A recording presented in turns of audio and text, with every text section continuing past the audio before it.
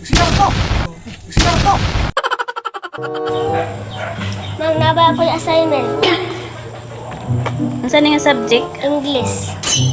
English. Busy pa man ko, napakoy ginabuhat. Kabalon ako. Si Papa sa mo itong paansero.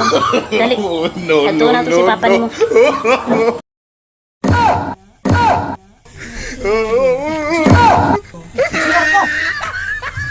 Ay, susunod dito.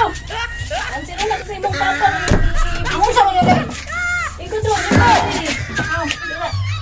answer ang assignment sa imong anak. Ikaw na po mag-answer, anak. Agad ko, nalipang man ko! Uya na siguro! He tried it. Uya na, nalipang ko na kayo ko!